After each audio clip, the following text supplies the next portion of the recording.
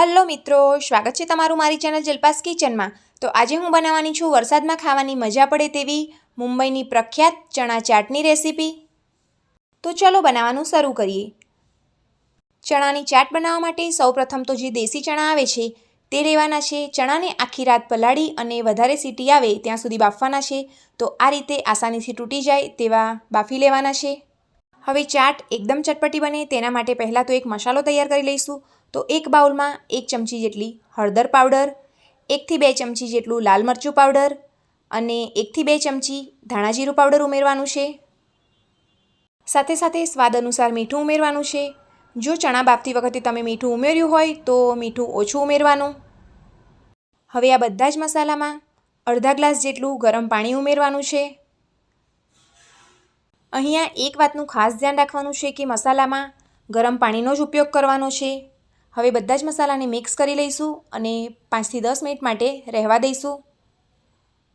જો તમે મારી ચેનલ પર નવા છો તો ચેનલને જલ્દીથી સબસ્ક્રાઇબ કરી લો જેથી આવનારા વિડીયોની નોટિફિકેશન તમને મળી રહે।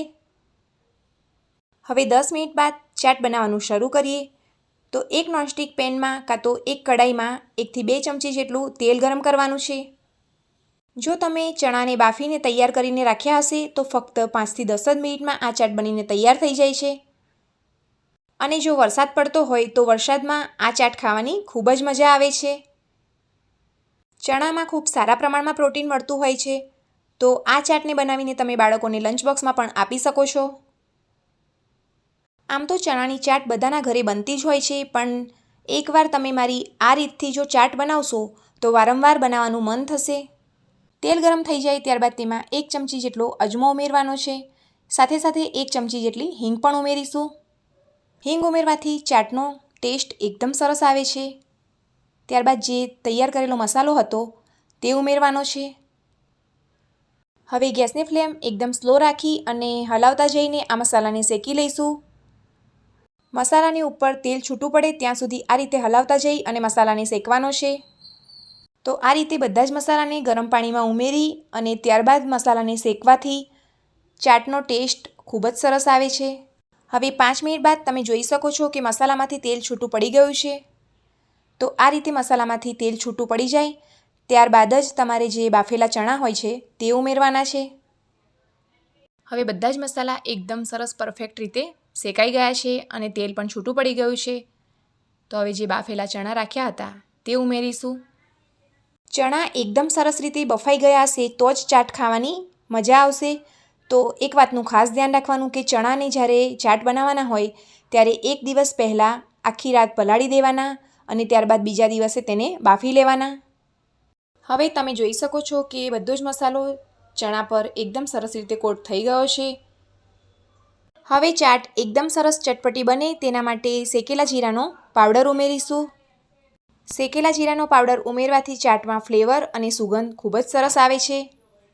તેથી શેકેલા જીરાનો પાવડર સ્કીપ ન કરતા તેને ખાસ ઉમેરવો જરૂરી છે। ત્યારબાદ 1 ચમચી જેટલો ચાટ મસાલો ઉમેરવાનો છે। ચાટ મસાલાની જગ્યાએ તમે આમચૂર પાવડરનો ઉપયોગ પણ કરી શકો છો।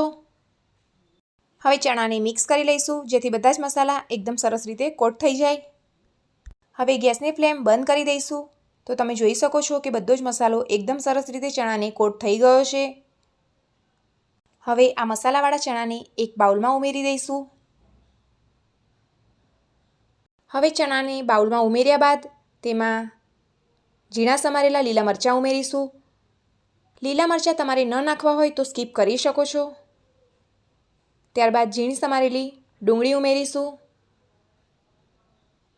આ ચાટમાં તમે કાચી કેરી અને કાકડીનો પણ ઉપયોગ કરી શકો છો। આજે મેં નથી ઉમેર્યા। ત્યારબાદ તેમાં ઝીણા સમારેલા ટામેટાં ઉમેરીશું। ઝીણી સમારેલી કોથમીર ઉમેરવાની છે। હવે ચાટ બનાવીએ છીએ તો ચાટમાં લીંબુ તો અવશ્ય હોય, તો 1 ચમચી જેટલો લીંબુનો રસ ઉમેરીશું। હવે આ ચાટને મિક્સ કરી લઈશું। તો તૈયાર છે આપણી મુંબઈ ફેમસ ચણાની ચાટ। તો તમે પણ તમારા ઘરે ચોક્કસથી ટ્રાય કરજો અને મને કોમેન્ટમાં જણાવજો કે આજની આ રેસીપી તમને કેવી લાગી। તો ચલો ચાટને સર્વ કરી લઈએ। જો તમને મારી આજની આ રેસીપીનો વિડીયો પસંદ આવ્યો હોય તો મારા વિડીયોને લાઇક કરો, ચેનલને સબસ્ક્રાઈબ કરો અને વિડીયોને બને તેટલું ફેમિલી અને ફ્રેન્ડ્સના ગ્રુપમાં શેર કરો. તો ફરી મળીશું આવી જ એક અલગ રેસીપીના વિડીયો સાથે. ત્યાં સુધી આવજો.